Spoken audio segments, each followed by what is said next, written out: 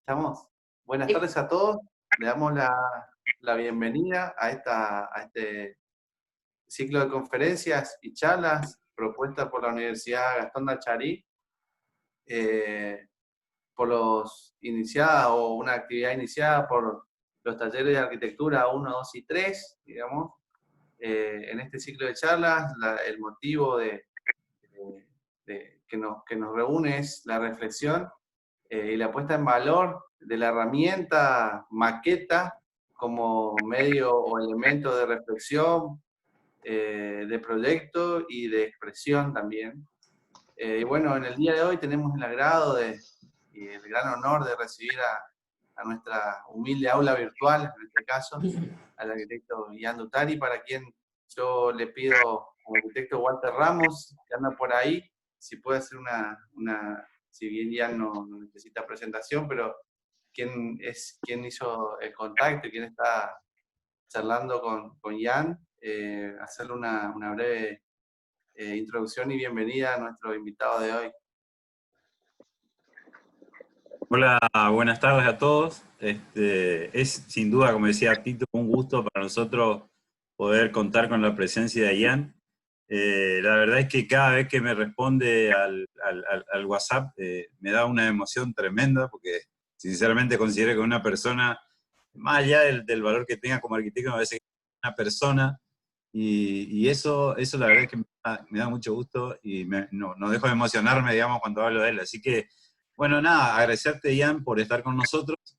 Parece que todo lo que decía Tito y todo lo que hacemos de acá, de alguna manera, es como para sumar siempre y tratar de que estos chicos que están con nosotros se lleven lo máximo, y en eso vamos a trabajar para darle todo lo que podamos, digamos. Y bueno, y me parece que está bueno este ciclo de charlas, y sin duda no creo que falte oportunidad para que sigamos en contacto, no solo en charlas, sino que puedas volver otra vez, Ian. Y bueno, nada, te damos la bienvenida y adelante. Bueno, gracias Walter, gracias Tito. Un honor, Carlos, que estés ahí, a toda la cátedra y a todos los estudiantes. Mira, si, como dicen los pedagogos, que son difíciles de entender, ¿no? Si tiene un meta objetivo esta clase, es entusiasmar a la gente. Si al final de la clase dan ganas de salir a maquetear, estamos bien. Si no, no sirve para nada. Así que ese es un poco el sentido. Y también, digamos, yo subrayo, en relación a esto que estás diciendo vos, Walter, Sí. de que siempre es interesante escuchar gente que tiene otra formación distinta a la de uno, es decir, gente que mira la arquitectura y el proceso de formación del arquitecto y la arquitecta desde otra enclave, desde otra geografía, desde otra formación, es decir, eso siempre es interesante. A mí me resulta interesante escuchar justamente lo que le decimos las otras voces, ¿no? Así que en ese sentido me encanta este espacio de poder compartir reflexiones. Yo doy clase hace casi 30 años, entonces, bueno, uno mal que mal ha recorrido algunos caminos y va descubriendo cosas y es grato para uno poder compartirlas, ¿no? Y con esa presentación y saludando a los hijos de la Tierra Colorada, yo les voy a contar un poco cómo veo hoy el sentido de la maqueta en el proceso de formación de los estudiantes. Y digo esto porque, claro, con la pandemia nosotros, igual que ustedes, estamos en un proceso de formación virtual, digamos, de aulas virtuales, y los proyectos también tienen este acento de proyectos, como decir, de pantalla hiperdigitales, ¿no? Y a los profes, en función de nuestras experiencias anteriores, hemos advertido quizás que hay una serie de aspectos que no están presentes en los trabajos de los estudiantes por esta especie de empleo unívoco de un instrumento. Van a ver que a lo largo de la clase yo recomiendo el uso de escalas y de instrumentos diversos y simultáneos, como una especie de estrategia para la complejidad que está implicada en la arquitectura. Es decir, el uso simultáneo de instrumentos diferentes y de escalas diferentes es una estrategia justamente de abordaje, citando Miralles, para que la arquitectura exprese la complejidad que le da origen, ¿no? Y entonces es como una especie de estrategia respecto de la no linealidad de los procesos, que eso es otra cosa que me preocupa, ¿no? Así que bueno, por eso le puse como título la maqueta en época de pandemia, porque, bueno, intentamos un poco remediar o enriquecer con esta reflexión el proceso que siguen los estudiantes. Las maquetas no son nuevas y las pandemias tampoco, ¿no? Han acompañado por siglos, nos acompañan. Fíjense, esto es la maqueta del proyecto de Filippo Brunelleschi, 1418, para Santa Maria de Fiori. Y la muestro para mostrar que la maqueta justamente tiene un proceso histórico, que es algo que siempre nosotros buscamos hacer pie. Buscamos, como los remeros, avanzar para adelante mirando para atrás, ¿no? Es decir, en la historia está plagado de lecciones y de tesoros que hay que recuperarlos, ¿no? Y están ahí en la biblioteca disponibles, esperándonos, como dice Ketlas. Está Le Corbusier, está Kant, está el Corbu en la biblioteca, hay que visitarlos, ¿no? Esta es la linterna de Santa Maria de Fiori. Ahora, fíjense esto. Esto es una foto que bajé de un blog de Instagram de una alumna que está visitando Florencia. Ahora, si miramos con atención acá, miren, ahí se empieza a advertir, allá arriba, ustedes ven mi cursor, la escala de este edificio, ¿no? Y la linterna es colosalmente enorme, ¿no? Y eso lo ves, mira, acá cuando aparece en la fotografía las personas. En cambio, la maqueta atenúa este hecho, porque la maqueta en sí misma hace un proceso, digamos, sostiene las proporciones de un objeto, pero modifica la escala. Y al modificar la escala, produce como una especie de fenómeno del que voy a hablar hoy, y digamos, buscando estrategias para subsanar ese problema, que yo le digo el efecto Gulliver, digamos, ¿no? La diferencia entre esto que ven acá a la izquierda y la derecha, digamos, puesto en clave, verificación o exploración arquitectónica. Fíjense esta foto del Corbu. Está mirando a Ronchamp, y es obvio que esta maqueta no es una maqueta de presentación, es una maqueta en donde él está verificando el objeto, digamos, y sus cualidades espaciales, plásticas. Pero también hay otra cosa, está haciendo un esfuerzo, ha puesto unos ladrillos acá, unos libros, y está inclinado para mirarlo ustedes saben que Corbu tenía un desprendimiento de retina, tenía un solo ojo, ¿no? Entonces, justamente no tenía visión estereoscópica, el maestro del espacio, como Beethoven, el maestro de la música, que era sordo. El Corbu tenía, desde muy joven, un desprendimiento de retina. La pregunta es, ¿qué está mirando Le Corbusier? ¿Qué está mirando Mies? Están buscando sentirse adentro del objeto, ¿no? Están verificando, están haciendo un esfuerzo por salir del objeto maqueta y meterse en la arquitectura concreta, ¿no? Y acá hay una clave. Esta clase que yo estoy dando es parte de una clase que yo le llamo de escala y proporción.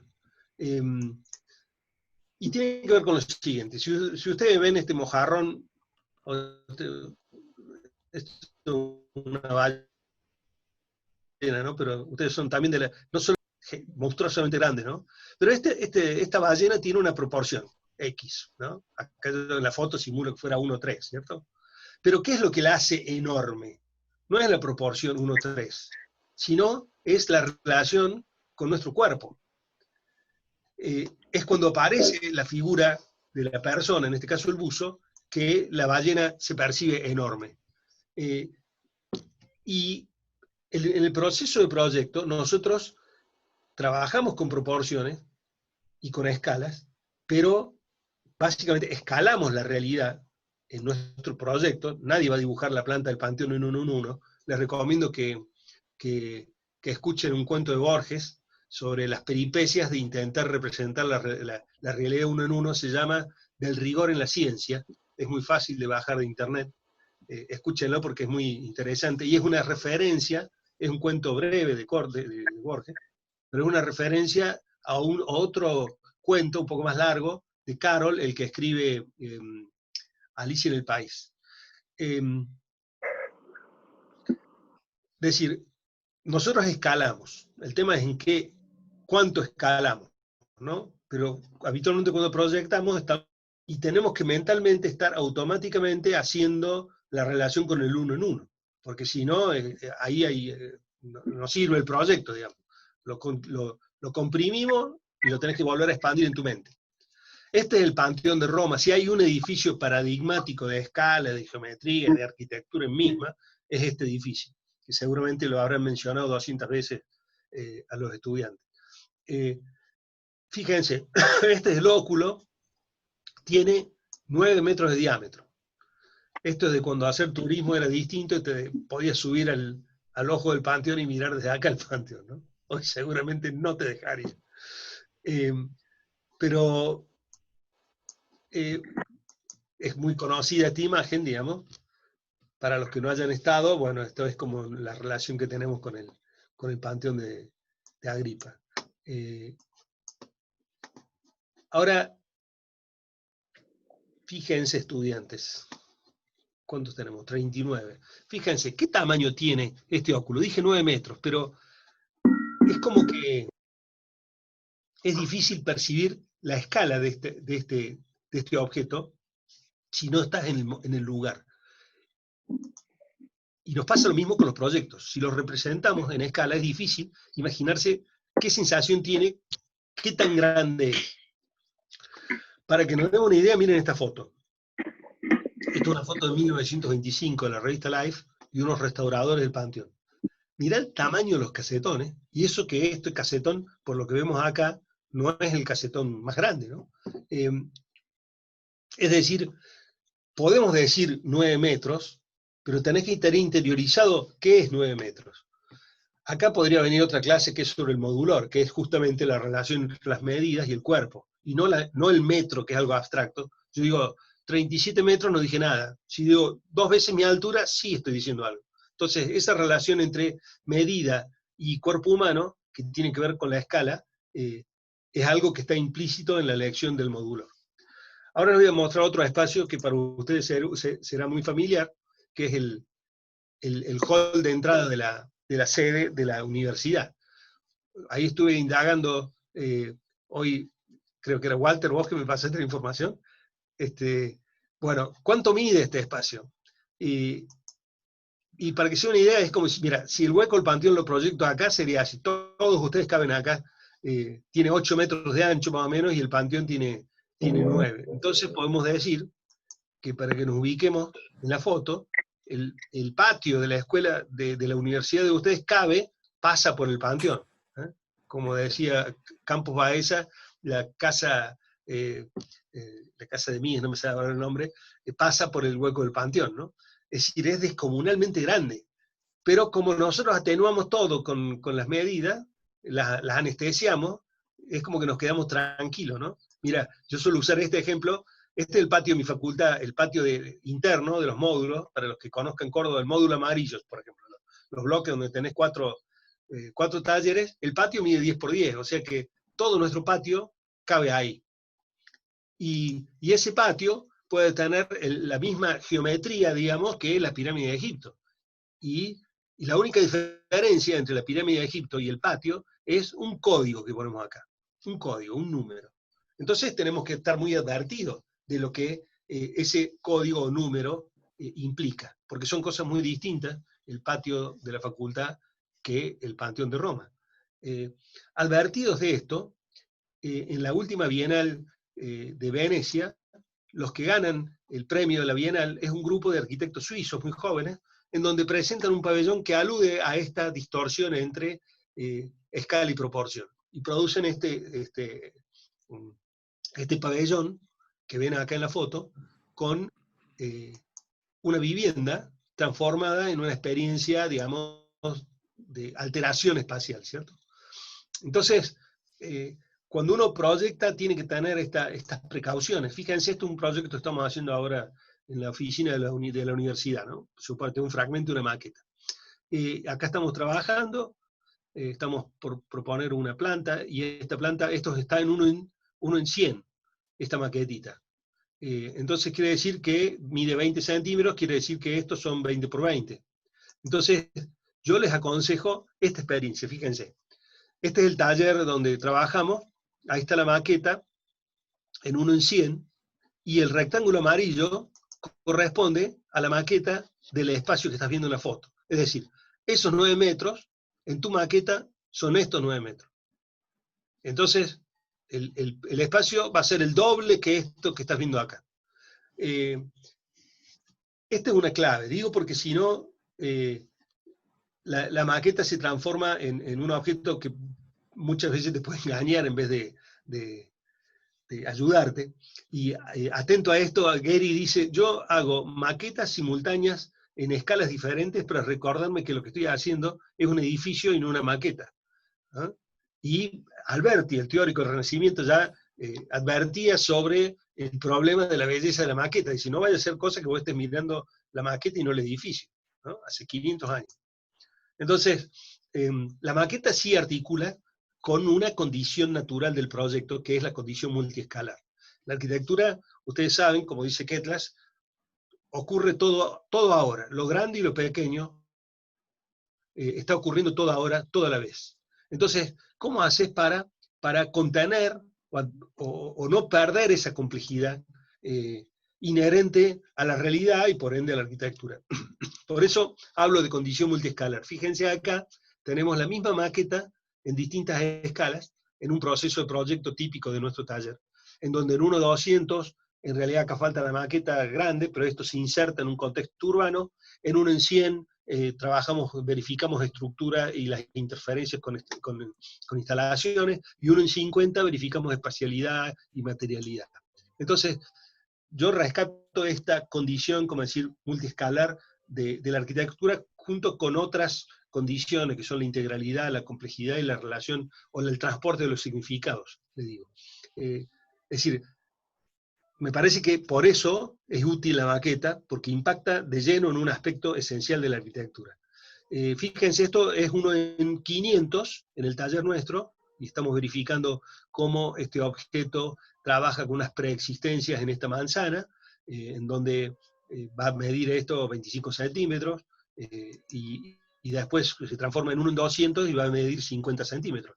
Y entonces ya en 1 en 200, ya puede aparecer, en este caso, una preocupación que estamos trabajando últimamente, es de cómo los espacios están equipados y cómo se usan. Bueno, pero esto, para que nos demos cuenta, es 1 en 200, ¿no? El mismo objeto visto de otro lado, y ahora el mismo objeto mirado como desde adentro, ¿no? En perspectiva. Una preocupación es, digamos, que todo este esfuerzo que hacen los estudiantes, que hacemos los profes, pero el construir estas maquetas, que a veces son objetos más laboriosos, sea, digamos, que le pueda sacar el jugo, como decimos coloquialmente. Es decir, fíjate, esto es la maqueta, pero inserta en una fotografía aérea que puedes sacar de Google, de Google Earth. Pero es la foto de la maqueta y la foto de la ciudad. Entonces, fíjate el nivel de verificación que tenés en este instrumento, ¿no? O esta maqueta, que es la típica que hacemos nosotros, o sea, el trabajo del primer semestre, digamos, pone acento en esta dimensión, que es la relación entre el objeto y la ciudad, y la relación entre la ciudad y el objeto, esto que llamamos anteproyectos, que te permite entender las decisiones, pero no te permite construir. Entonces, el eje de esa primera mitad usa este instrumento, la maqueta 1 en 200. Entonces, esto es un saber específico, esto tiene que ver con pedagogía situada. Para nuestro código sería dicho, la maqueta 1 en 200, si vos la haces después de mayo, no sirve, por ejemplo. Eso es pedagogía situada en proyecto, en nuestro proceso de cronograma, ¿no? Digo esto porque eso que acabo de decir no tiene ningún sentido para alguien que no conozca nuestro proceso. Y eso es una vacancia que tenemos, que es lo que yo llamo pedagogía situada en proyecto, que es esa reflexión sobre la preocupación sobre cómo enseñamos y cómo aprende el otro. Que hay como un conocimiento ahí que me gustaría a mí sistematizar, y en otra oportunidad les compartiré unos documentos que estamos escribiendo al respecto. Este año, pandemiamente, lo que estamos haciendo es, le hemos propuesto a los estudiantes cortar por la línea amarilla, por ejemplo. Entonces va a haber como un recorte, y el otro lo reemplazamos por planimetrías. Y hablando de planimetrías, fíjate esta foto de la maqueta transformada en planimetría. Mirá vos el valor plástico, expresivo que tiene este objeto. Decime si no es más lindo que un dibujo de SketchUp. O esta maqueta, una de las cosas que vamos a trabajar hoy, es que vamos a conversar hoy, es no la maqueta, sino la foto. De cómo la combinación con instrumentos disponibles te permite dar una vuelta de tuerca un paso más adelante. Fíjense, este es un típico panel de una entrega nuestra, en donde tenés, bueno, la información, los gráficos conceptuales, una maqueta. Esto es 1 en 200, 1 en 200, y tratamos de evitar dijera Pablo Méndez, los horrenders, y transformarlos en fotos de maqueta. Esto cuesta porque los estudiantes vienen, nosotros esto es cuarto año, por ejemplo, pero en tercero pasa lo mismo, y los estudiantes vienen con obviamente, están habituados al SketchUp o a los renders digitales, entonces no tienen la iniciativa de empezar con estos instrumentos, pero cuando ven, les ponemos estas opciones, empiezan a ver que realmente es un instrumento brutal. Y fíjate vos el nivel expresivo que tiene esto. Maqueta 1 en 200 de cartón, no es nada muy sofisticado, ¿no? Cartón y acetato con rayitas de trincheta. Y con un poco de cuidado puedes tener estas verificaciones espaciales, por ejemplo, este interior. Esta otra 1 en 200, fíjate, está la preexistencia de una vieja fábrica frente al río en Córdoba, y acá yo entiendo perfectamente la estrategia del estudiante, que hace este objeto dividido en dos partes, como si fuese Sumter en su museo de artes, en un edificio administrativo negro, y otro que tiene los espacios de exposición, y están conectados, y está con tal o cual programa acá. Es decir, una maqueta que vos mirándola entendés perfectamente el proyecto. O esto, que es otra imagen del taller, cuando tenemos la posibilidad de estar presenciales, fíjate, es una maqueta de estructuras, solamente de estructuras, y de las otras piezas, digamos, y fíjate, este estudiante está mirando, este no es el autor de la maqueta, lo que hacemos es una ronda, y todo el mundo ve las maquetas de todo el mundo. Entonces, tenés en taller 360 estudiantes, entonces tenés 360 cabezas que están pensando lo mismo que vos. O sea que, mira vos, si no puede ser interesante compartir estos espacios. Es decir, estos son iniciativas docentes, ¿no? Este es el taller del Dani Huésped, dentro de la cátedra. Entonces, una primera estrategia es esta. Es lo que le digo, eliminar el efecto Gulliver, que te hace ver esto como un objeto pequeño que está afuera. Y voy a mostrar una secuencia de fotos ahora, miren esto, que es cómo vos ves la maqueta habitualmente. La ves así, ¿cierto? Está desarmada, vos estás afuera, estás viendo la maqueta de cartón, estás cortando los pedazos. Esto como si fuera a ver la maqueta en el taller. Pero la vamos a predisponer como una especie de set de televisión, digamos. La vamos a poner al sol, vamos a usar el celular, como ves acá la chica está sacando la foto de su maqueta, y a este objeto lo vamos a transformar entonces en esto que ven acá abajo. Es decir, la combinación de maqueta con fotografía te permite esto, por ejemplo. Tiene que tener escala, tiene que estar iluminada, con luz natural mejor. Después, si querés verificar la nocturna también. Pero básicamente hay que sacar la yerba, el mate, el llavero, la campera, el bolso, que hay que sacar todas las cosas que tenés y armar con una especie de mini set de televisión, sacar una foto con escala, porque si no, estamos con el efecto ballena, que no sabemos qué escala tienen las cosas. Y eso es lo que te permite hacer, por ejemplo, estas maquetas, que tienen, ves ahí se ve el telgopor, esto no es nada nada de una destreza muy, muy sofisticada, simplemente que está producida para generar estas imágenes de exploración y verificación. Otro ejemplo de lo mismo es esta, fíjate, también es 1 en 200, y acá vas a ver un panel de 1 en 200 a partir de esta maqueta, que es esta que está acá abajo, esto que ven acá. Fíjate cómo con el simple fotomontaje de un entorno verde, qué sé yo, tenés esta calidad de expresión del edificio. Realmente esto parece un edificio construido.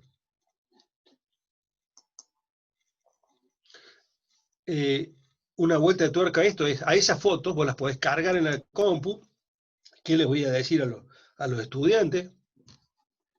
Que esto lo maneja mucho más, pero vos le podés dar una vuelta de tuerca. Mirá esta, por ejemplo. Lo que ves atrás es una foto de una maqueta, y lo que ves delante es el corte hecho en SketchUp, en AutoCAD, en como sea. Entonces tenemos una especie de corte fugado, pero con la parte fugada hecha con la maqueta. Les decía, un empleo de este instrumento es en 1 en 100, por ejemplo, esto, 1 en 100, en nuestro cronograma allá por finales de agosto, la interferencia, de cómo podés pasar de interferencias a coexistencias entre las estructuras, las envolventes y las instalaciones. Entonces, el estudiante está viendo que las instalaciones necesitan de una reserva de espacio de trayectorias horizontales y verticales, de espacio técnico para alojar los distintos equipos.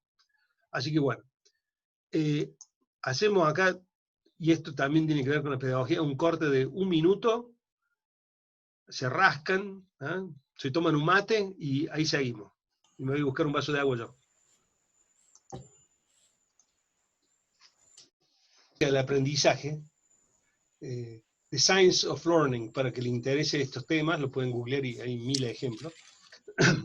El proceso de aprendizaje, que ustedes saben ahora en pedagogía, el eje está en el estudiante y en el proceso en cómo aprende, necesita estas interrupciones, necesita tiempo para grabar, digamos, la información. Eso aconsejan. Bueno, es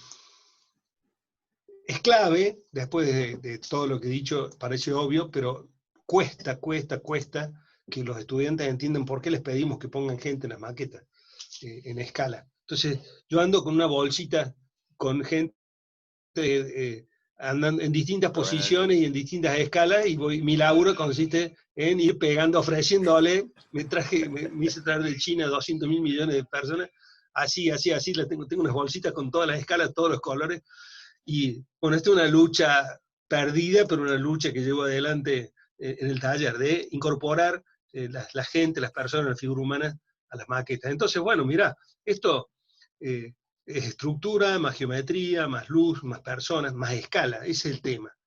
Estás manipulando, estás diseñando la escala. Y esto es un tema bien delicado, bien difícil. Vos no podés esperar a que te toque hacer un edificio de 25 por 25 para enterarte que era chico, que era grande. Vos tenés que aprovechar las preexistencias para aprender. Y cuando manejás en tu proceso de proyecto, tenés que estar muy seguro de que no te vaya a quedar petizo, que no te vaya a quedar largo. Eso hay que verificarlo, y para eso sirven estos instrumentos. Y estos son maquetas ya del taller, pero ya de los edificios más avanzados, posiblemente esto sea 1 en 100, en donde vos ves el nivel de verificación que tiene, ¿no? Pero bueno, lo de las personas es clave. Ahora es fácil, porque te las plotean, ¿viste? Con el corte láser, pueden ser 1 en 200 y salen, ¿no? Pero mira, Renzo Piano, cuando no había corte láser, hacía estas maquetitas de personas de cartón, de cartulina negra, y no le impide que sea una maqueta que le permite verificar un fondo, un fotomontaje, le ponen la foto del entorno. El resto es papel, es cartón blanco. O Stephen Hall. También blanco, negro, como hacía en las primeras épocas cuando trabajaba en ese edificio tan lindo en Finlandia. Blanco y negro, y escala y luz, y geometría. Estos son maquetas del taller. también esta es uno en 200.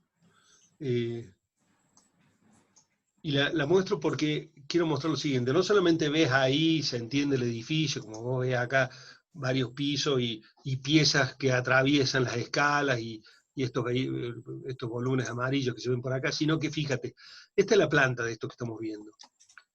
Voy a mostrar dos fotos, una estoy parado acá y otra estoy parado acá. Esta maqueta, cuando vos te acercas, te permite comprender la atmósfera, el clima, cuál es la atmósfera que tiene este espacio. Nosotros cuando abordamos programas, les aconsejamos siempre a los estudiantes, siguiendo una idea de Peter Zumthor, es mirar el programa junto con una imagen en la cabeza.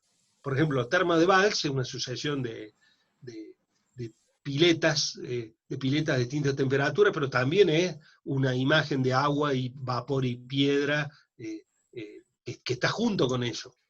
Y esto es una estrategia proyectual nuestra, de cómo diseñamos nosotros nuestras clases, es tratar de encender cuanto antes la mayor cantidad de variables en juego posible, para pasar de la secuencialidad a la simultaneidad en el proceso de proyecto. Eso es clave, sobre todo en los años de tercero y cuarto es clave, y nos da muy buen resultado. Es decir, tengo una clase que si algún día tienen paciencia se las paso, sobre estructuras explicadas en términos de ideas, que creo que puede ser interesante para ilustrar esto que estoy diciendo. Porque vos decís, ¿por qué no aparecen estas cosas en los proyectos? Y bueno, uno va reflexionando y va pensando cómo optimizar ese proceso de enseñanza-aprendizaje. Les decía, ese mismo objeto, de vuelta citando a Ketlas, junto con lo que vieron recién, está esto, según la escala a que estés mirando el objeto. Entonces, estas atmósferas que uno busca crear cuando proyecta, bueno, la maqueta es un instrumento que te permite verificar eso. Y siempre pensando en la vuelta de tuerca, fíjate, a estas fotos que vimos recién, el estudiante ahora le saca la foto y le pone Photoshop arriba, y le prueba unos parsoles, unas protecciones solares, por ejemplo, pero lo hace con Photoshop. Veamos otro ejemplo, maquetas 1 en 200, o maquetas interiores, que estas suelen ser 1 en 100. Esto es una maqueta que tiene que ver con el proceso inicial de nuestra cátedra, pero también, y van a ver alguna advertencia sobre esto es el espacio en términos sensibles, hay materia, hay luz, hay escala, y por otro lado nosotros usamos los códigos, que si bien sirven para identificar geometrías, también están en código. Esta cruz es un código de vacío, no expresa el vacío, lo representa. Y esto es clave, entender qué cosa definís del espacio por representación y qué cosa está codificada. Es como confundir la música con una clave de sol, ¿se dan cuenta? Es decir, muchas veces nuestras maquetas, nuestros monjes son clave de soles, son códigos, no son códigos expresivos, sino son códigos representativos. Es un símbolo, digamos. A sabiendas de esto, y a sabiendas de la complejidad, para tratar de explicar la idea de complejidad en arquitectura, fíjense, este es un ejercicio que hacemos el primer día de clase, que es tomar una frase, un párrafo de las conversaciones, del mensaje a los estudiantes de Le Corbusier sobre cómo aprender arquitectura. El tipo termina en un transatlántico, pero empieza con una ventana. Les recomiendo que lo lean ese texto, son 2 hojas y no tiene desperdicio. Pero dice, bueno, si usted quiere ser arquitecto, bueno, imagínense una habitación, ponga una ventana, mueva la ventana, póngala arriba, póngala abajo, hágala rectangular, hágala redonda, vea qué pasa con el sol, mira a la mañana, mira a la tarde, pregúntese si hace falta la ventana. Bueno, una exploración y descubrimiento, que este es otro temazo, la diferencia entre las invenciones y los descubrimientos, ¿no? Yo creo que nosotros tenemos que poner a nuestros estudiantes en clave exploradores y descubridores, y no tanto en claves inventores. Citando también el Corbu, la invención es un fenómeno que sigue a la exploración exhaustiva, dice el Corbu. Y escribe un libro que se llama el atelier de la research exhaustiva, allá cuando tenía más de 60 años. Entonces, bueno, vamos a una exploración de una ventana. Y esto son maquetas hechas elementales, digamos, son 3 cartones. Pero acá los estamos haciendo explorar a los estudiantes la relación entre el hueco, es decir, la ventana, la geometría de la ventana, la orientación de la ventana y el resultado del sol entrando según la textura y la geometría de la pantalla que lo recibe. Kant decía, un muro no sabe lo maravilloso, el sol de una habitación. Pensar que podemos reclamar una porción del sol, dice el viejo. Fíjate, la maqueta está apoyada sobre la del tablero, ¿ves? Ahí como se ve la textura del tablero, ¿no? O, bueno, el sol del mediodía, en las antípodas del 21 de junio, ¿no? Esto puede pasar bien, bueno, también lo puedes sacar en junio esto, lo va a tener que ser bastante. Para eso hay que manejar, conocer los planos del sol, para decirlo así, ¿no? Entonces, bueno, el mismo espacio, fíjate cómo se transforma según...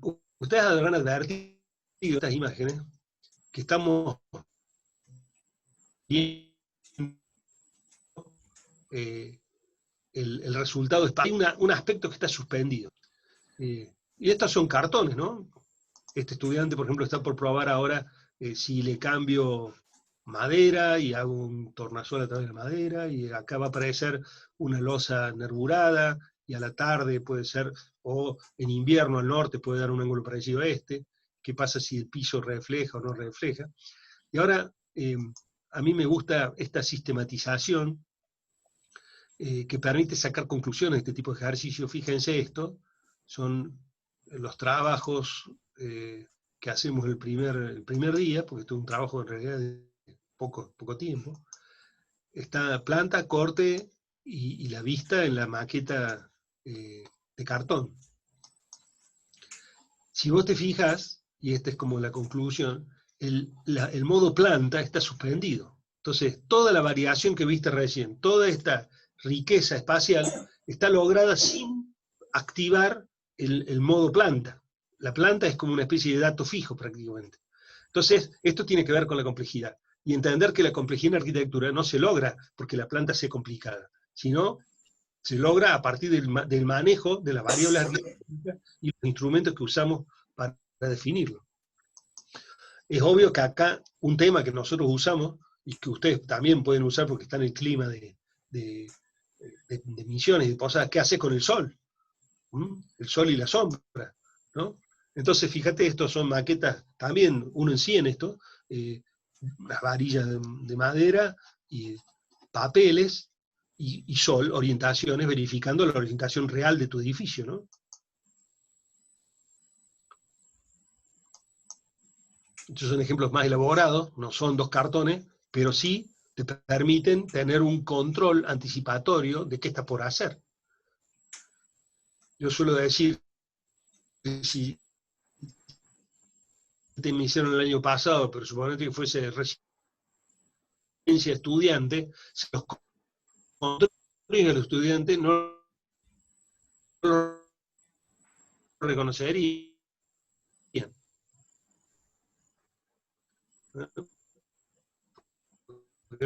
No han tenido control sobre lo que están produciendo. Y no es fácil, ¿no? Le sumo materiales, por ejemplo. Fíjate, esto es una trinchera. Ian, no sé si me está escuchando, pero se entrecorta bastante.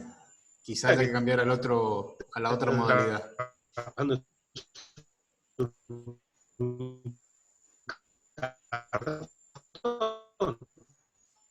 O sobre impacto.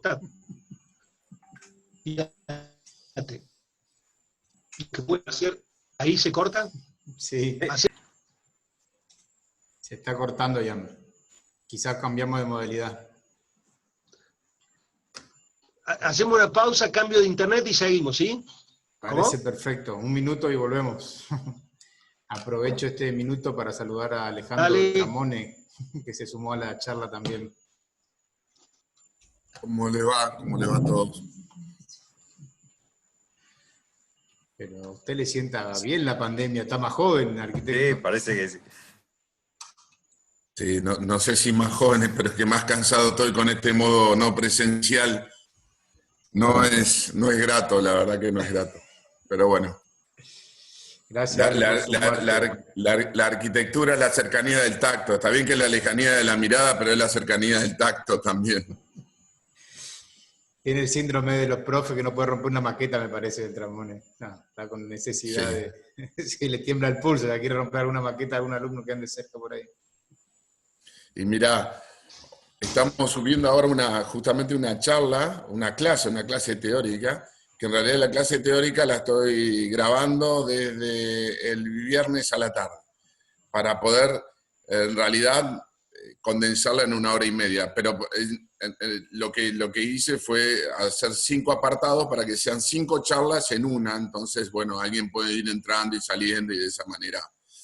Pero digo que es complicado, ¿no? Lo presencial no se reemplaza con nada ya, con nada. Sobre todo cuando es un taller, ¿no? Entonces también tiene, fíjate lo que decía Ian, ¿no? Recién, lo fáctico de la maqueta y la diversidad, digamos, de lecturas que se pueden dar y de ejercicios múltiples, pero está bueno cuando vos lo podés compartir con tus pares, ¿no? Entonces, de esa manera se genera el colectivo que justamente se da en el taller, ¿no? Y bueno, eso es más complicado. Antes que vuelva ya la charla esa de 5 en 1 está disponible en el mercado negro, podemos también...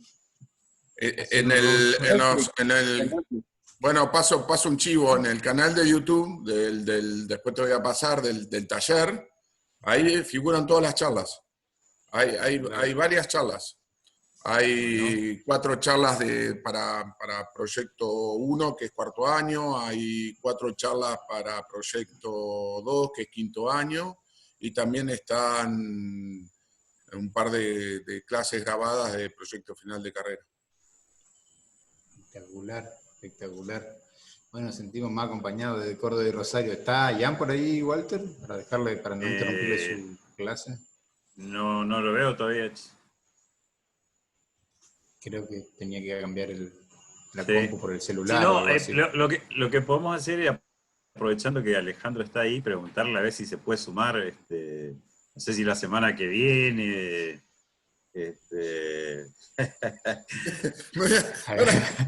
Nada es gratis acá, no es gratis. Estábamos pensando en la posibilidad de que nos acompañe también el arquitecto Alejandro Beltramone a una charla con los talleres. Y bueno, nada, Alejandro, no sé si podés, si está en tu... Sí, no hay problema, lo coordinamos. Bueno, sí. Bueno. Te lo pregunta delante de 45 también... personas como para que no pueda decir que no. Bueno, ahí está de vuelta. Lo veo todo. Hola, Ale. Bueno, hola, Walter, a todos, ¿no? Adriana, Alberto.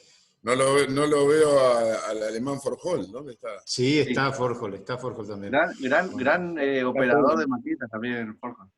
Exacto, al Guilla, a todos. Dale, Ian. Está de vuelta, le devolvemos la palabra a Ian. Estábamos estirando nomás. Dale, dame un minuto.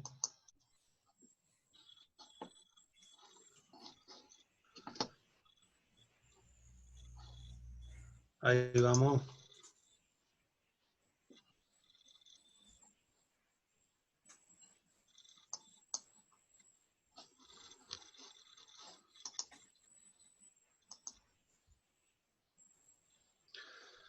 ¿Ahora se escucha bien? Perfecto.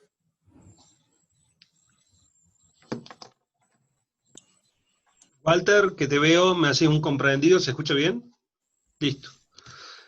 Fíjense en este proceso de alquimia, de transformación, el efecto Gulliver del que venía hablando, esta maqueta que vos la ves acá como una maqueta ordinaria, que simplemente es la maqueta al que le hemos pegado, o le han pegado los chicos, un ploteo con el material, que en este caso es hormigón. Fíjate vos, esto ya son maquetas 1:50 en donde verificamos los materiales. Voy a ver un zoom en este lugar, si hago lo que dije recién, la pongo al sol, le saco a la gente, le corro el bolso y le saco la foto. Fíjate vos el nivel de realidad y de anticipación que tiene esto. Y no es que sean ni muy sofisticadas, ni la mandamos a hacer no sé qué, están hechas ahí en el taller, ¿no? O esto, por ejemplo. Otra vuelta de tuerca es la combinación, ustedes saben, y ahora que está el Ale también, que es alguien que maneja la gráfica y que le interesa la gráfica, es de cómo combinas con la maqueta, por ejemplo, transformada en un soporte para explicar las ideas de un proyecto, su comportamiento, la organización funcional, de ingresos, conexiones, o el comportamiento térmico o climático ambiental de un edificio. Es decir, no tenemos por qué reducirla a una especie de reproducción del objeto, sino puede ser soporte de muchas operaciones, ¿no? Tenemos acá al maestro Pablo Méndez dándonos la escala de su museo, y fíjate, él tiene un texto que se lo recomiendo, que se llama Maquetas de papel, que está dentro del libro de Chile. Tuvimos que pedir que se ponga ¿cómo se llama la cosa esa? El pañuelo. Fíjate, Pablo Méndez mirando el conjunto que hace en Vitoria, que lo construyeron, ¿no? Fíjate, ahí están los barcos en el Santo Espíritu en Vitoria, es que es la ciudad de él. Y fíjate, estas maquetitas son de papel, ¿no? Y él tiene ese texto extraordinario donde explica por qué las hace, y yo creo que son una especie de croquis, pero de tridimensional, ¿no? Acá ves la estructura con la U famosa, bueno, una maravilla. ¿Qué decía? Ahí está el libro.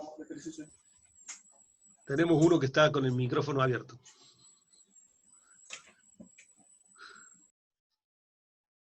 Fíjate, acá está un estudiante en la misma instancia, haciendo una maqueta con cartón, con papel, con cinta adhesiva, ¿no? Esto es lo que, digamos, estoy tratando de reivindicar, es el valor del croquis maqueta, porque te permite explorar rápidamente y verificar con la fotografía y la secuencia que dimos recién este tipo de control, del espacio y de la escala.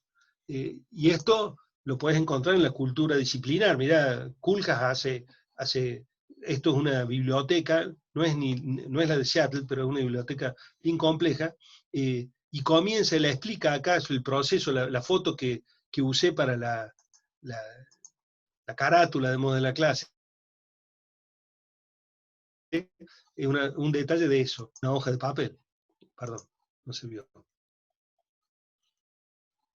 Es esta foto de acá. A ver, ahí está.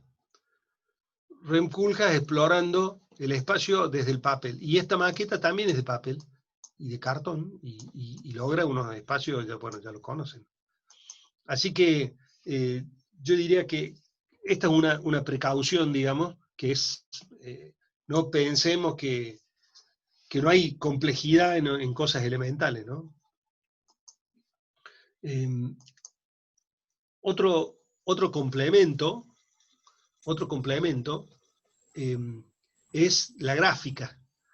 Fíjense, estas son maquetas de edificios, y estos son dibujos que hacemos ahí en el taller sobre las maquetas, en donde el dibujo te permite sumar cosas a lo que permite la maqueta. Esa es la foto del dibujo que estoy haciendo sobre el interior de este edificio. Y claro, yo ahí le puedo agregar el cielo raso, la baranda, el mostrador, el revestimiento, es decir, hay un montón de cosas que el dibujo me permite. Se me cortó la luz acá en la casa, por eso salgo negro así, pero por suerte tengo la batería de la compu y el celular irradiando. Miren lo que es la tecnología. Así que seguimos un ratito, pero ya no falta tanto. En este caso, fíjate, esta es la exploración de espacio y luz que está haciendo el estudiante, y yo sobre esto le sumo la funcionalidad. Voy a decir, esto es una biblioteca, entonces con el dibujo exploro la idea de que, bueno, hay un envolvente de libros, qué sé yo. O en este caso, estas maquetas que son fugadas, digamos, están cortadas a la mitad, es un corte maqueta, la exploramos también desde la gráfica, y bueno, y salen otras cosas, y verificas cosas. Esta la mira la maqueta, y a medida que la vamos explorando, esa es más elaborada, pero, por ejemplo, esto es una maqueta de un estudiante 1 en 200. estábamos haciendo una escuela. Él pensaba en un patio central con un elemento que atraviesa el patio, lo corta, y tenía la intención de marcar la circulación en amarillo. Entonces yo me estoy imaginando, me voy a parar acá abajo y miro este espacio, y a esta maqueta 1 en 200 la enriquezco, digamos, con una mirada perceptual, perdón, que es esta. Es decir, vuelvo a la idea que decía al principio, me parece saludable intercalar digamos, usar simultáneamente instrumentos diferentes y escalas diferentes. Esta es una de las hipótesis de la clase. Este otro caso, suponete, es este patio debe tener 25 por 50, por 25 por 60, o 20 por 60. Estoy parado acá, voy a ver este patio, hay unos árboles a la derecha, hay un volumen más alto a la izquierda, que es como una singularidad del proyecto. Bueno, y acá hay una rampa, y yo le puedo proponer al estudiante, bueno, ¿y por qué no cambiamos la posición de la rampa? O ahí está, la rampa es el acceso al auditorio. Entonces, estoy justamente mezclando los dos instrumentos y complementando las visiones que tiene uno y otro. Y relacionado con el principio de la clase, las dimensiones y el control de las dimensiones. Fíjate, el estudiante está proponiendo un espacio de 25 por 25 por 6 de alto. Entonces, bueno, el dibujo te puede servir a anticipar qué es eso en términos espaciales. Si yo lo mandaría a quien hizo esto a que me busque algún espacio, un antecedente de 25 por 25, por lo menos, para que tenga en mente, bueno, esto, que el estudio, que el dibujo te permite verificar, ¿no? Fíjate acá otra maqueta, yo le saco esta foto y me pongo a dibujar ahí en el taller, y la transformo, digamos, eso en una, le agrego aire acondicionado, iluminación, el equipamiento, bueno, esto que ven acá. Es decir, de vuelta, es un complemento, ¿no? La baranda es así, el cielo raso tiene esta característica, bueno, todos los detalles que te permiten, en este caso, el dibujo. Así que voy a un poco repasar qué espacios tiene en nuestro proceso de enseñanza del proyecto la maqueta. Lo hemos visto, estas maquetas de exploración de una mono o dos ventanas, y de cómo la orientación y la hora generan espacialidad, y con la figura humana le das escala. Después hacemos un trabajo de una maqueta que está gestada desde la geometría del vacío, y después quedan unos resultados muy, muy lindos. Después usamos la maqueta tridimensional para trabajar sobre el programa, y esto lo hacemos con maquetas 1 en 200, 1 en 100 primero, que después la cortamos en 4 y la transformamos en 200, y después digamos, van adquiriendo como una especie de protoarquitectura, digamos, pero este es el estudio del programa. Después lo que dije, la multiescala, la 1 en 200 urbana, 1 en 100 estructura, 1 en 50 para verificación de las cualidades interiores. Fíjense, ahora voy a mostrar una foto del 1 en 50, como quitándole los sacos, la hierba y los llaveros, la foto de la maqueta te sirve, ¿no? Después hay verificaciones de sistemas funcionales, el núcleo de circulación, bueno, todas las cosas que estudiamos en un proyecto, para llegar después a tener la anticipación, digamos, de la experiencia espacial, la expresión del edificio, la estructura, digamos, todas las componentes, ¿no? Y en definitiva es esto, la idea de que estamos de pandemia, no podemos trabajar, es una excusa, porque yo digo, con una hoja de papel y una tijera podés hacer una maravilla, o con el otro solo plegado. Estos son maquetas de un amigo de Córdoba que se llama Pablo Oshiro, que me mostraba, y que es japonés. Entonces yo le digo, claro, vos hacés origami, hacés una arquitectura de plegado, y esto es una hoja A4, por ejemplo. Una hoja A4 transformada en una maqueta. Hay muchos ejemplos, si ustedes googlean en internet, van a ver, pones maqueta de papel y te salen estos ejemplos, ¿no? Donde, digamos, podés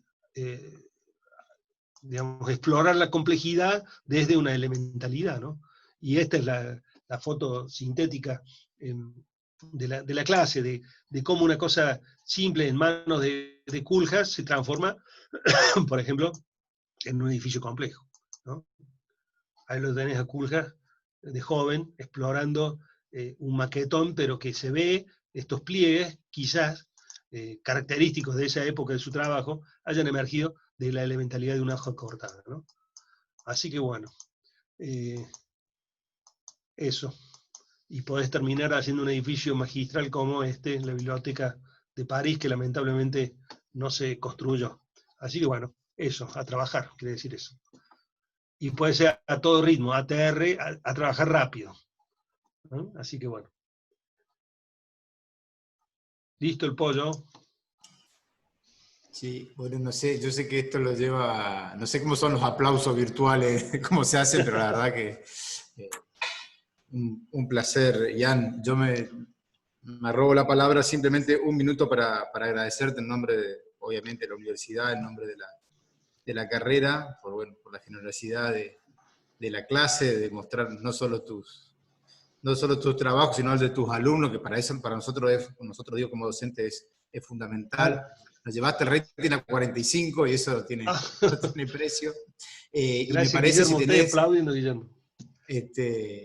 Abusando de tu generosidad y de tenerlo también Alejandro acá, si te parece, si tenés 2 minutos más para abrir un juego de preguntas. Claro, sí, lo más interesante. Todos los estudiantes, de quienes quieran, ¿no? Quieren hacerle consultas allá. Mira, nos ha pasado de todo. Hasta corte de luz tuve y pudimos sortearlo. ¿Alana pudo grabar? Sí, todo grabado. Excelente. Bueno, para mí es un gusto. Me encanta Misiones, me encanta la exuberancia, el clima, me encantan los árboles que tienen ustedes, me encanta todo ahí. Así que es un gusto para mí.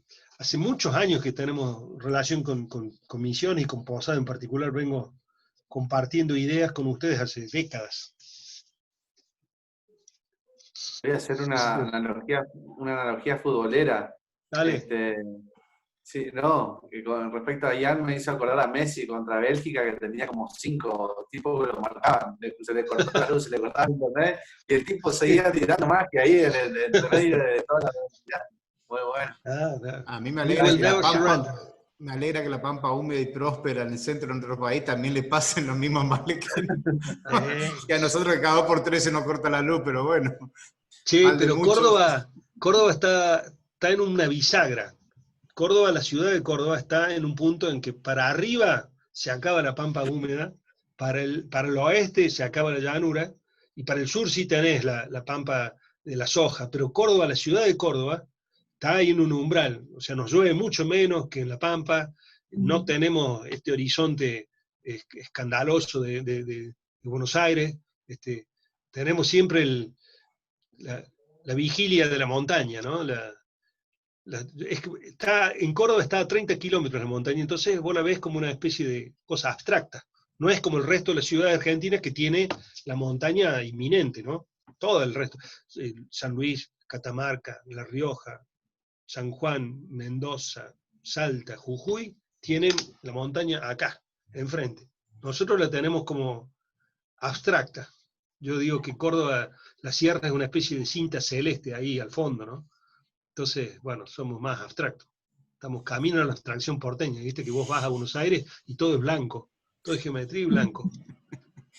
Ya, volviendo un poco al tema de la charla, que es la maqueta, que es una pregunta, la primera consulta de orden más bien pedagógico, orientada más bien a los estudiantes que nos están escuchando, y es un poco tu experiencia docente, tu vasta experiencia docente, preguntarte si realmente lo ves más allá de todo lo que se dijo en esta charla y las anteriores, obviamente una herramienta fundamental en el proceso proyectual, pero ¿cómo lo ves en el día a día de los alumnos por ahí de nivel, no sé si estás en las clases de nivel 3, nivel 2, de la carrera, y cómo podés transmitir a los chicos esto un poco de bueno, muchas de las maquetas que mostré son de nivel 3, son del curso que hago en la privada en nivel 3, en la pública estoy en nivel 4.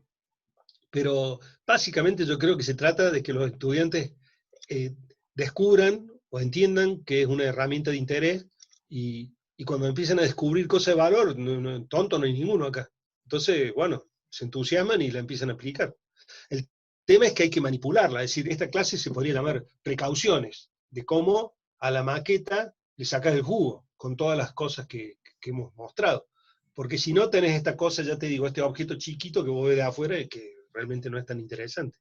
Pero que no, la otra idea es que no se trata de una cosa virtuosa que tiene que ser hermosa y perfecta, sino que es una cosa sobre la que vos operás, y nos interesa a todos, supongo, mucho más el descubrimiento de posibilidades que el de la maqueta como verificación, sino más como exploración, un poco en ese sentido, igual que el dibujo me interesa como exploración, como formación, y no como ilustración. ¿Se dan cuenta? Trazando un paralelo con el dibujo. Pero por eso yo le digo a los estudiantes, no se trata de que dibujes lindo, se trata de que dibujes para vos. Lo que tenés que conseguir que vos dibujes para vos, no para los otros. Empezar con eso. Eso te va a llevar al dominio del instrumento, y con eso viene un montón de cosas. Y con la maqueta igual.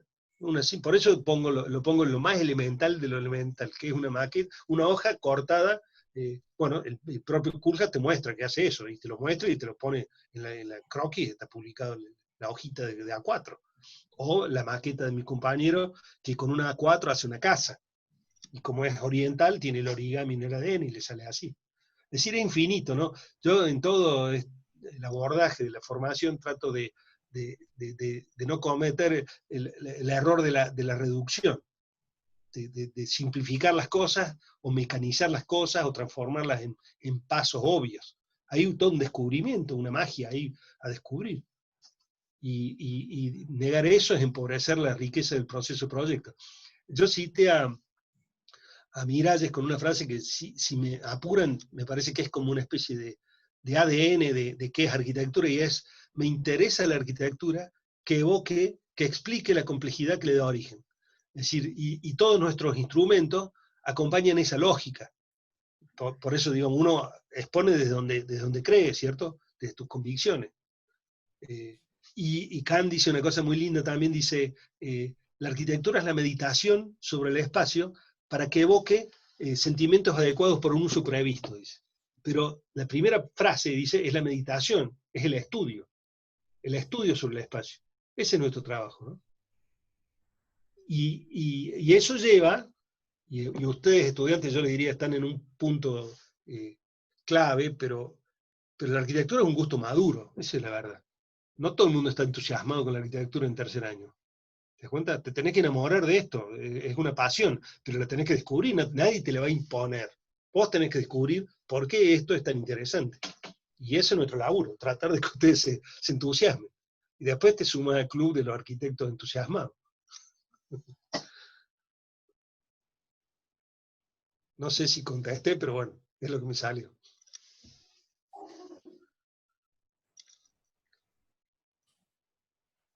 Ahí que dicen los chicos. Que hablen los estudiantes. Y los profes. Carlos, me tenés que decir algo, por favor.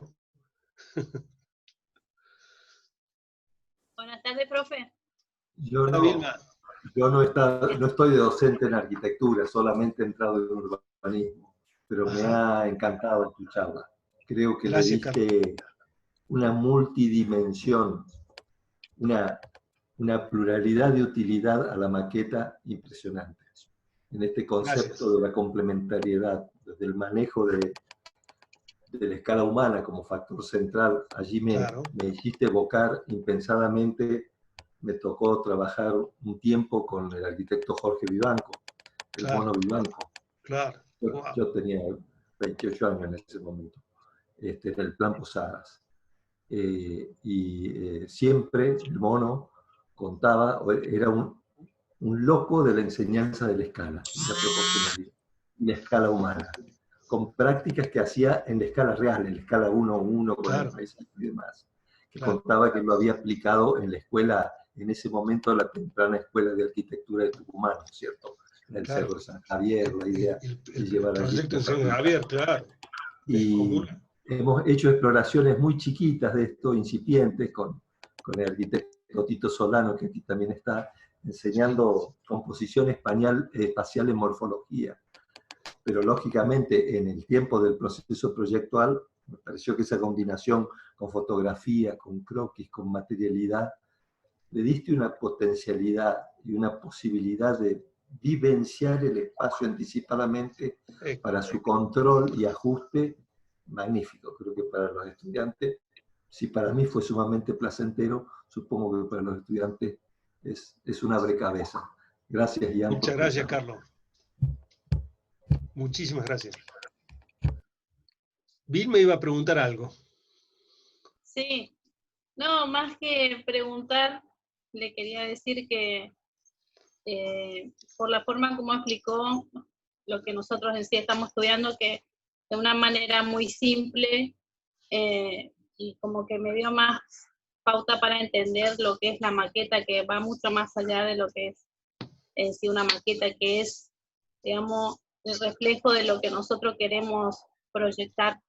Y me encantó la parte que presentó, esas pequeñas aberturas en el techo de cómo reflejaba el sol, cómo me hizo un poco como viajar un poquito y estar ahí adentro, como era lo que sí, eso que nosotros nos tenemos que permitir para poder hacer algo nuevo y para poder expresar no lo que ya está, lo que ya existe, sino algo nuevo, útil, habitable y, ¿cómo decir?, casi solidario, porque es algo para todos.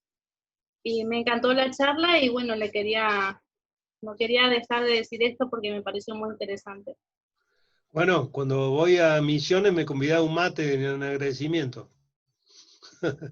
Sí, sobre esto que decís, a mí lo que me evocó lo que dijiste vos es una idea excepcional de Kant, que ustedes saben que a mí me interesa, porque articula filosofía, pensamiento con docencia y con práctica profesional. Es un tipo muy complejo. El tipo dice, lo no dicho y lo no hecho son la clave de poner en juego. Lo no dicho y lo no hecho es clave, es el motivo por el cual estamos aquí. Eso, lo que falta por pensar y lo que falta por hacer. Poner en juego el instinto expresivo que tenemos adentro. De eso se trata, para eso estamos. Sí, lo no dicho y lo no hecho. Pero eso justamente implica saber lo que pasó antes. Vos tenés que partir de la historia. Y eso es clave. Vos sabés que yo en los últimos años estoy recogiendo mucho eso, que es deliberadamente las experiencias, digamos lo que se llama en investigación el estado de la cuestión, recoger las preguntas donde están. Y advertir que ha habido miles de años de personas que han pensado estas preguntas y uno, bueno, tiene que partir de ahí, ¿no? Por eso vos decías, agregar algo que no esté hecho, bueno, eso es clave, ¿no? Porque si no, esto es un oficio y reproducir una receta. Y no es un oficio. Yo creo que es una disciplina de bordes anchos, donde sí o no están separados por un montón de opciones. Sí, estoy completamente de acuerdo, profesor. Me parece exacto. Gracias. Sí, ahí yo, como docente de taller de primer año, ahora voy a sumar un tip o un requerimiento más a los alumnos. Nosotros les pedíamos a los chicos que siempre tenían que andar con 1 metro en la cintura y medir todo lo que estaba a su alcance. Y ahora no solamente le vamos a pedir que anden con 1 metro en la cintura, sino que anden con escalitas humanas, como lo hace Ian, que mostró ahí que anda con bolsitas, con ese insumo fundamental para poder identificar o poder empezar a asociar cuestiones de escalas y proporciones. Yo por ahí, más que nada, preguntar a los chicos e invitarlos a participar. En el sentido, nosotros en taller de primer año estamos trabajando en la investigación de obras de maestros de la arquitectura e insistir en la investigación y en la representación, tanto gráfica como en maqueta. Por ahí me gustaría de uno de los chicos de primero que cuente su experiencia o preguntarle a Ian desde para qué sirve la maqueta. A lo mejor hay algunos que todavía están en duda para qué sirve una maqueta de una obra que ya está construida, ¿no?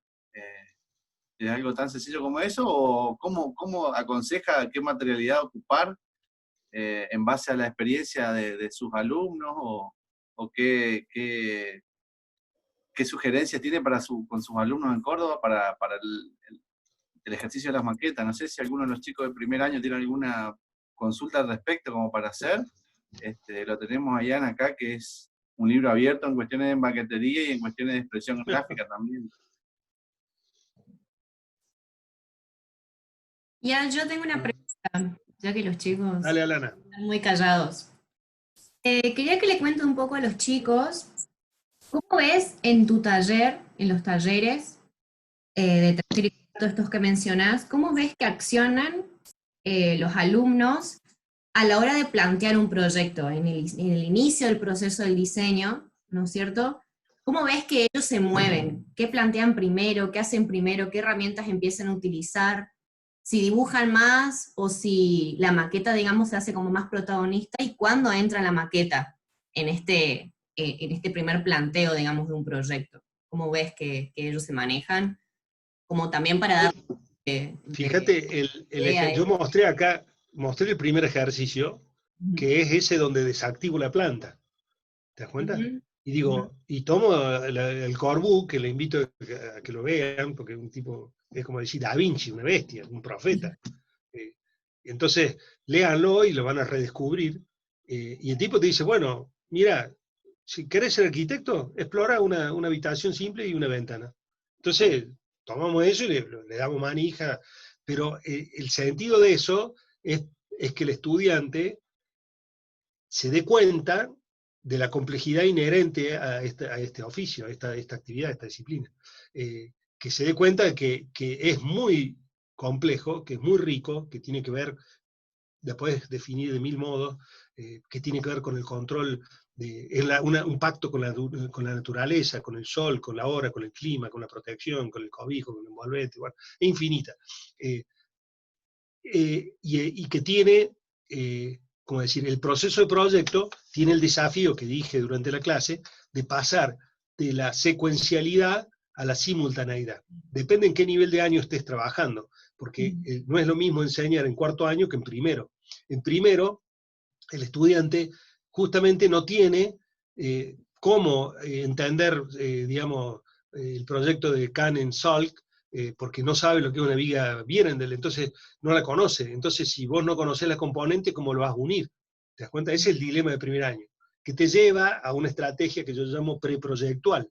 Vos tenés que conseguir que el estudiante comprenda qué es escala, cuáles son las dimensiones, y después los instrumentos que usamos para trabajar eso.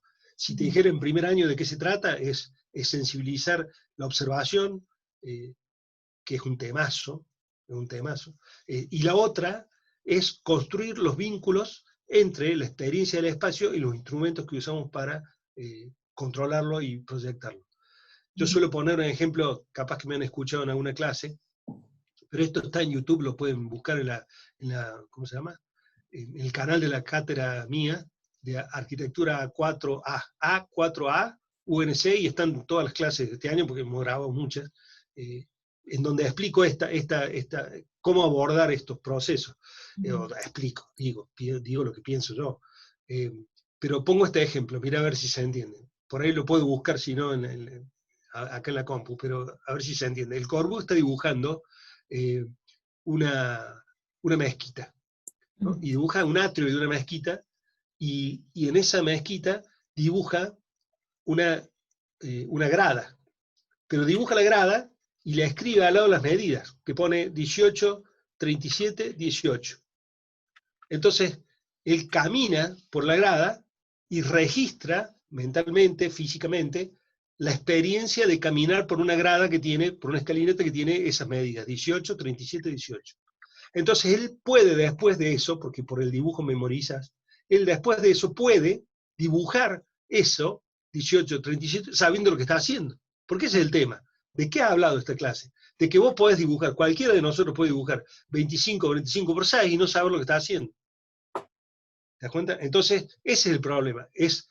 Mis primeras clases tienen que ver justamente con este dilema, que es el control de los instrumentos de proyecto.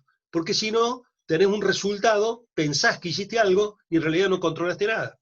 Y eso es lo que estoy diciendo el primer día cuando les hago ver que todas las plantas iguales dan todos los resultados distintos. Y es una reflexión sobre el procedimiento y la complejidad. ¿Te das cuenta?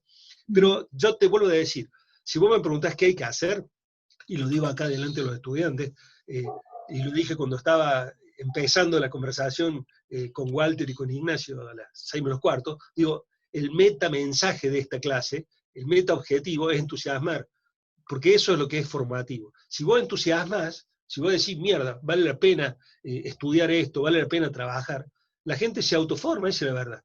Y sí tenés que descubrir dónde están las lecciones, qué nos dejaron en la historia los maestros, que tonto no hay ninguno. Entonces, aprender desde ahí, pero es básicamente un proceso de sensibilización de la observación, de redescubrimiento del placer por aprender, que es algo que el secundario se suele ocupar de destrozar. Y eso, de disfrutar el conocimiento. Yo ayer eran las 13:19 y andaba esperando con mi escuadra medir el solsticio de invierno, y me mandaban a los estudiantes las fotos de cómo medían ellos eso, pero claro, porque después les mostré cómo era, qué hacemos con la luz, y es un temazo. Pero es eso, es transformar o encaminar a la gente en la aventura del conocimiento. Eso es nuestro laburo. Bueno. No hay laburo más lindo, ¿no? Ser curioso. Perdón, yo meto la cucharita también un segundo antes que se me vaya, se me escape Alejandro. Sí, el Ale, que está más callado, más serio que perro en bote. Le tenemos prohibido hablar cuando está Ian. No, justamente en referencia a lo que decía Ian, ¿no? Este último mensaje dirigido a los alumnos por ahí que están iniciando la carrera, primero, segundo año. Ale, que tiene años y muchos años de experiencia, quizás más sobre el final de la carrera, que todavía nosotros no lo tenemos en marcha, pero justamente aprovechando, Ale, tu visión desde esa posición, digamos, de docente sobre las materias de taller de final de la carrera, un poco cómo los recibís y cuál sería un consejo a los estudiantes en estos primeros, del ciclo básico, digamos, segundo, tercer año, algún consejo desde el punto de vista docente, digamos, de que no todos sabemos, todos los que estamos en este tema de la docencia, de que hay momentos para aprender cosas que después, digamos, nos lleva a traer algunos beneficios y algunos perjuicios, en relación a la maqueta o en relación al proceso proyectual o lo que vos consideres. Sí, antes de dar un consejo, voy a ser imperativo. Estaría bueno que todos los alumnos prendan sus cámaras, ¿no? Porque entonces, o no sabemos si el 50% se fue al baño, o estando tan cerca de Yacyretá se les cortó la luz. Yo entiendo que puede ser Ayán. Sobre todo, digamos, sabemos que los mediterráneos están un poco complicados con el Estado Nacional, así que por ahí le cortan la luz a los cordobeses, pero al resto yo no entiendo por qué aparecen con las luces, con las cámaras apagadas, ¿no? Pero bueno, más allá de eso, de por sí el abordaje o el modo de abordaje que hace Ian con referencia a los recursos instrumentales, pero al entendimiento de la arquitectura yo coincido un 100%. Aprovecho también para saludarlo a Carlos Gorio, que en un chat en forma privada hace un mes atrás me aclaró que era cordobés y no que era de Misiones. Pero bueno, esta es por la FADEA, era por otro canal. Así que bueno, saludos también a Carlitos. Y digo, retomando lo específico, ¿no? La arquitectura tiene esta cuestión de lo fáctico, ¿no? Y la maqueta lo resume en todo. Como dice Campos Baeza, ¿no? Es aprender y pensar con las manos. Entonces, yo con las manos produzco un dibujo, yo con las manos acciono, produzco acciones para trabajar físicamente en el espacio, por ejemplo, a través del modelado. Yo entiendo hoy en día que los software permiten el modelado digital, pero no permiten la experimentación con el espacio real. Entonces, empiezo a perder la noción de escala, empiezo a perder la noción de la factibilidad a través de la luz, a través de las texturas, y las texturas las puedo visualizar perfectamente, bueno, pero en el ejercicio del aprendizaje es mucho mejor poder permanentemente, no es mucho mejor, es óptimo poder congeniar la vista con el tacto, es lo que decíamos antes, ¿no? La arquitectura tiene esa condición, ¿no? La lejanía de la mirada y la cercanía del tacto. Entonces, el tacto para verificar texturas, el tacto para poder medir espesores con la mano. ¿Cuánto es? Es así, es así, es de este lado, es arriba, es abajo. Entonces, esas condiciones llevan a entender que luego, con el avance de la adquisición del conocimiento y de las herramientas en el ejercicio, digamos, proyectual, la obra construida termina siendo la maqueta 1 en 1. Pero previamente, cuando yo hice mis maquetas, uno en 500, uno en 200, uno en 100, uno en 50, uno en 20, también tengo que elegirlos prioritariamente el mismo mecanismo que voy a hacer cuando hago una obra de arquitectura para poder construirla, ¿no? O sea, un proyecto de arquitectura para poder construir. Tengo que elegir primero de todo tengo que elegir un material. Tengo que saber sus prestaciones. De esa manera empiezo a trabajar con unas leyes que me permiten de ese modo llegar a construir el espacio. Lo que recién sintetizaba Ian con referencia al ejercicio pedagógico de eliminar la planta y empezar a pensar en tridimensión. Ahora, la tridimensión también yo la puedo pensar, la puedo materializar a través del dibujo, y ese dibujo fresco que es ver lo que uno hace o observar la propia realidad, es muy significativo porque es la caligrafía nuestra. Y también se está perdiendo con los software. No quiere decir que los programas digitales vinieron para quedarse, y de esto nadie lo duda, pero son herramientas que tienen que estar permanentemente coaccionando y trabajando en conjunto, en la medida de ir avanzando también en la adquisición de mayores ingredientes dentro de la complejidad, que no es solamente el proyecto. La complejidad hace a la instrumentación de los recursos instrumentales para llevar adelante ese proyecto. Así que yo no más que siempre satisfecho de escucharlo, de compartir o escucharlo a Ian, pero también a ustedes, y a ver si... Sí, bueno, parece que en algunos lados llegó la luz. Estaba haciendo un barrido ahí, si habían prendido algunas cámaras los estudiantes.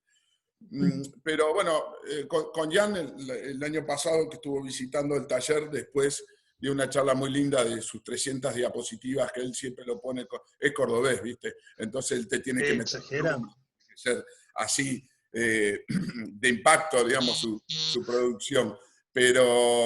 Y estuvimos hablando, y no sé si él lo sabe o pude darle la devolución, la devolución en el buen sentido del verbo.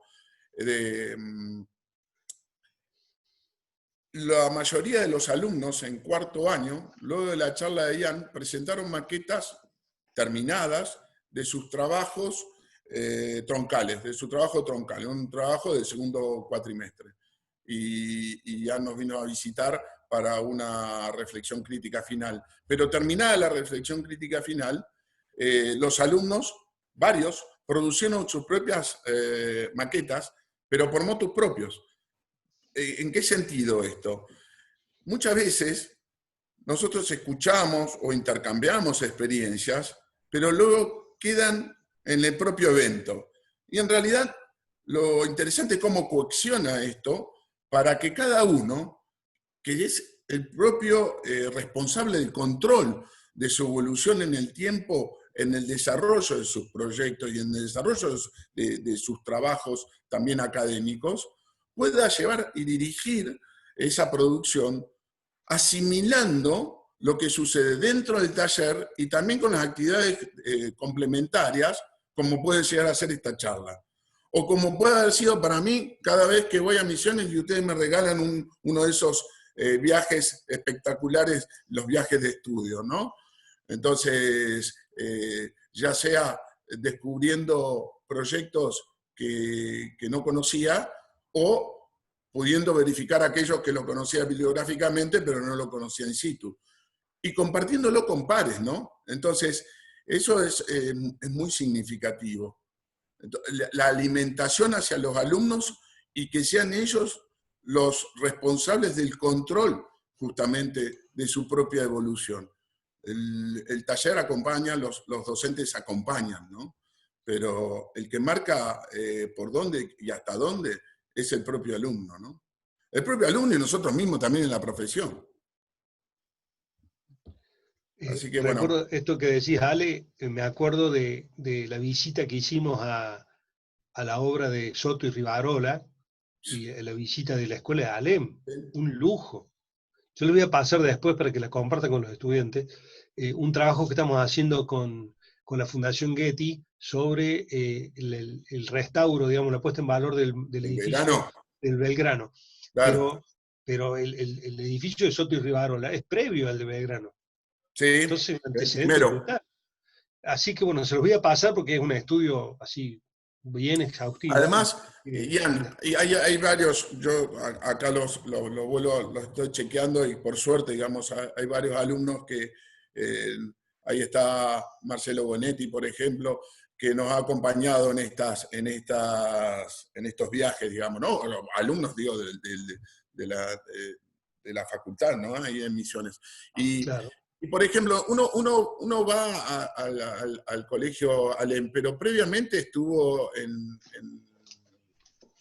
la hotelería, en la hostería, y en la hostería con una sencillez, una arquitectura tan finita, tan mucho con poco. Elemental, claro, exactamente. Y luego poder hacer una obra de la Scala, hoy hablaste mucho de la Scala, yo insisto, sobre todo, estoy haciendo gran insistencia en los alumnos de poder incorporar el concepto de la Scala realmente como una de las principales herramientas de proyecto, porque ya no deja de lado la la cuantificación con el número abstracto, sino pone en relación los números y de esa relación establece proporciones. Y gracias a eso, uno ya no es necesario decir 1 metro, 2 metros, poner el número, sino establecer las relaciones. Y arquitectura es eso, es establecer las relaciones. Te digo, Ian, que te perdiste otra visita que fue fantástica, que fue al conjunto de Ituzaingó, de Moscato y Yebra, la obra de las viviendas y las obras del complejo educativo y polideportivo, que para uno de mis grupos que yo estoy tutoreando de PFC terminó siendo un referente ineludible y está en este momento, bueno, todavía por prepararse para presentar en la defensa de su proyecto final de carrera y con esto terminar sexto curso, ¿no? Y bueno, tomamos este edificio de Moscato y Yebra en Ituzaingó, o Ituzaingó, como se diga, ¿no? Era en lancha ese, Ale, no sé si Ian se iban a vale. En ese viaje. Ellos tienen arroyuelos, Mirá el río, te dicen, mirá el río y vos te quedás así. Nuestra cañada. Bueno. Y después, bueno, Nacho, yo me fui, pero un poco porque quería hacer hincapié en lo desarrollado hoy por Ian, porque es muy, muy significativo. Hay otra cuestión también. Ian nombra a Kant, nombra a Le Corbusier, y también lo puedo nombrar a Miralles, no es que está asociado nada más con los maestros del movimiento moderno y lo que se desprendió inmediatamente. Y creo que también es una manera de hacer teoría sin la necesidad de establecer que la teoría tiene que llegar a ser un gran escrito o, por otro lado, un ensayo sobre la arquitectura. Nosotros trabajamos en el taller desde lo fáctico, desde el hecho, desde el hacer, desde el dibujo, desde las maquetas, desde las propias elucubraciones a través de nuestros recursos instrumentales. Últimamente estoy un poco cansado que la arquitectura se escriba y no se dibuje. Entonces, cuando aparecen los hermosos dibujos que hace Ian, a mí me gusta mucho también dibujar, pero reconozco que Ian tiene un plotter en la mano, entonces ya se acabaron las palabras, ese es el discurso. Pero también están esos datos, como quién y como dónde. Entonces, como dónde aparece una obra, me la escribo, me la doy y después me la investigo.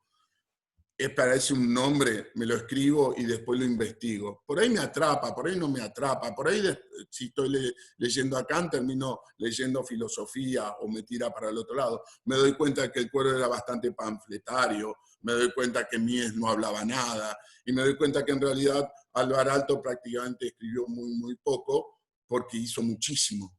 ¿Está? Era un hombre de pocas palabras, pero el arquitecto habla por sus obras, no por lo que escribe exclusivamente. Y lo que lo han hecho, y lo han hecho muy bien, ahí queda el complemento de sus obras, ¿no? Porque no por eso voy a soslayar, digamos, la producción escrita de varios maestros, ¿no? O como puede llegar a ser, me gusta mucho más leer hacia la arquitectura de la ciudad de Rossi que ver las obras de Rossi, de Aldo Rossi, un arquitecto de la década del 80. ¿Está? Entonces, y sin embargo, bueno, de Aalto no puedo leer casi nada porque hay muy poco, pero me agarro los 4 tomos y tengo un vergel. Entonces, cuando Ian lo nombra a Miralles, y vos ves cómo Miralles utiliza los mampuestos para revestir, está porque antes lo miró a Álvaro Aalto, ¿no? Y cuando, Álvaro Aalto en Villa Mairea, por ejemplo, con la repetición de la ventana, y también a otros referentes nórdicos como Sigurd Lewerentz. Les recomiendo que lo miren. A Lewerentz lo mira Miralles y lo mira Zumthor. Claro. O entender, o por ejemplo... Era menos panfletario que el cuadro, entonces no lo conocía nadie. Pero es brillante. Y es que, digamos una cosa, Le Corbusier seguro hoy sería un youtuber, y de los mejores, porque es más o menos así, pero de los buenos, ¿eh? Estaba en todos lados. Pero bueno, también tenía al primo para poder hacer las obras, ¿no? Entonces, bueno, pero se habló de Rempoljas o Colas, ¿no? Entonces, si uno ve la Villa de Alaba de Rempoljas, no puede dejar de ver antes la Ville Savoie, o si uno ve el Constant de Koolhaas, no puede dejar de estudiar previamente el Carpenter de Le Corbusier. Y ahí te das cuenta que al buen observador permite utilizar las referencias y la historia. Kant decía, la historia como herramienta de proyecto. Aprender de la historia como la herramienta de proyecto, ¿no? Entonces, si uno ve el Kunstal de Oma, de Rempoljas, va a entender que el partido, la resolución, la idea, tiene que ver con el edificio atravesable por su centro, como lo fue el Carpenter.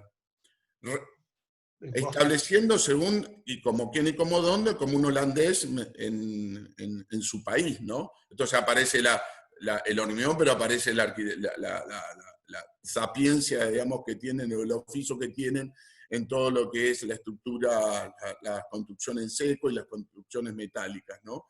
Entonces, digamos, un edificio que está ayornado a la década del 90 del siglo pasado, después de 30 años, 35, después del Carpenter, ¿no? Pero bueno, se lo estudió, Rempoljas se lo estudió todo a Le Corbusier.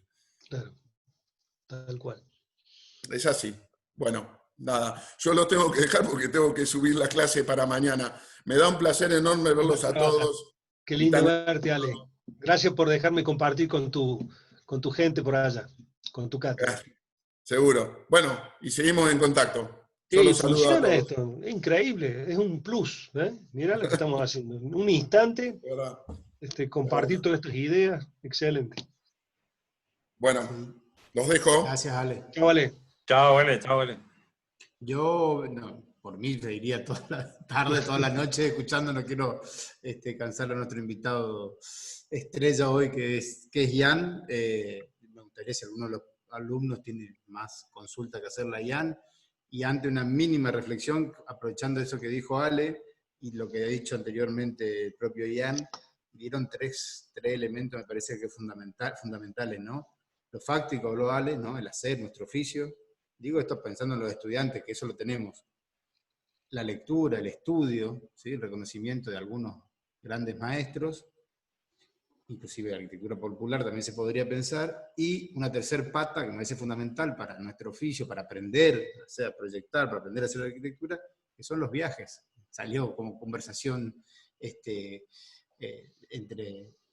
los docentes, pero me parece que viajar da para otra charla larga, pero también me parece que es una actividad fundamental para aprender arquitectura. Nada, una pequeña reflexión. los ojos de la extranjería que te regala el viaje. Sin duda. Uno viaja y cambia la mirada. Es como ese cambio de rutina, digamos. Y ustedes deberían implementar el viaje a Posadas y yo el viaje a Córdoba.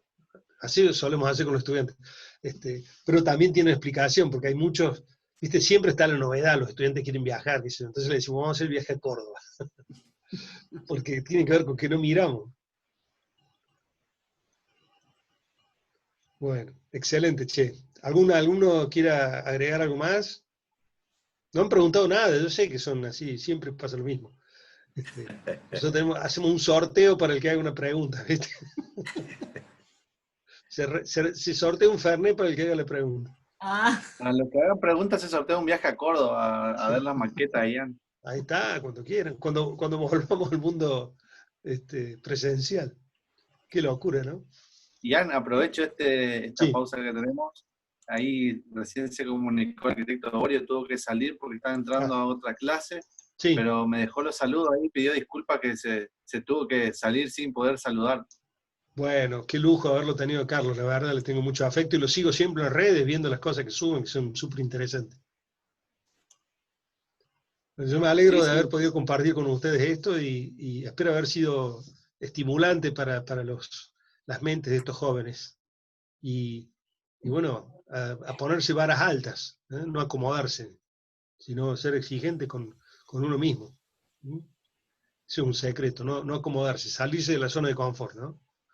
Es esfuerzo, pero detrás de eso está el aprendizaje. Bueno, no sé si alguien más, Walter parece que está queriendo No, decir no, algo. excelente. No, nada más agradecerle nuevamente a Ian y agradecerle también a nosotros, nuestros compañeros docentes que también se sumaron, ¿no? Y no lo habíamos mencionado al comienzo. Ahí queda el video, che, así que lo pueden compartir entre todos. No te vas a librar, Ian, porque la verdad que nosotros este año teníamos como objetivo de viaje ir a Córdoba. Habíamos... Buena hora.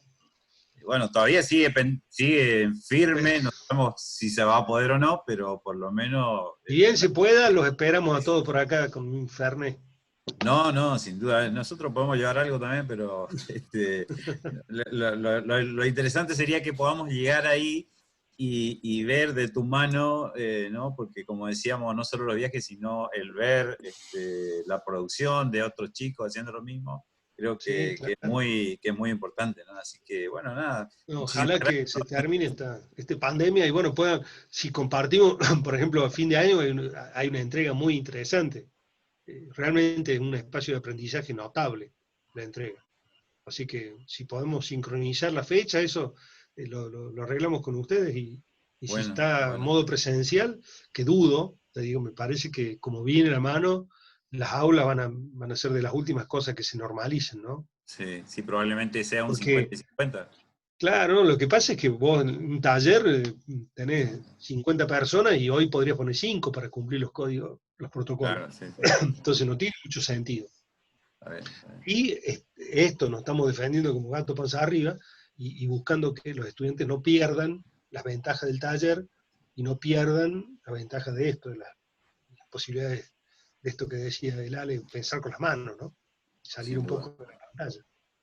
Yo creo que no hay pandemia que te salve de la visita de los misioneros para allá, o sea que podrás mandar cualquier cosa a la naturaleza, pero llegaremos, Ian, llegaremos, como sea, pero llegaremos. Vos no te preocupes, tarde o temprano vamos a desembarcar. En buena hora. Presentaremos algún protocolo de viaje, algo donde estemos tirando alcohol en gel por el camino, algo haremos.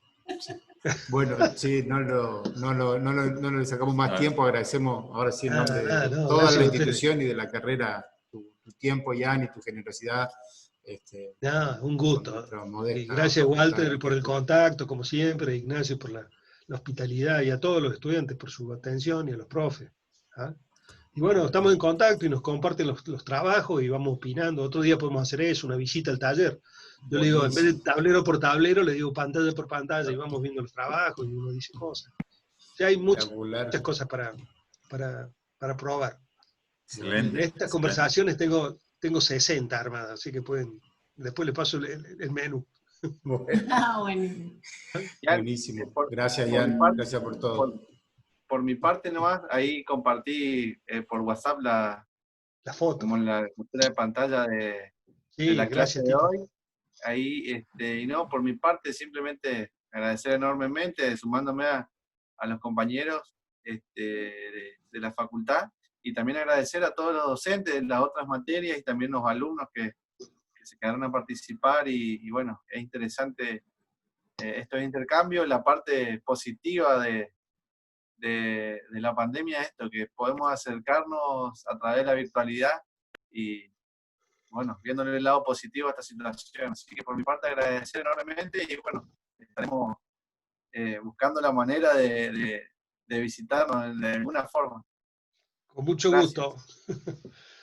Les mando un abrazo a todos, che. Gracias. Gracias por la invitación. Chao, chao. Chao, chao. Muchas gracias, hasta luego. Chao, chao.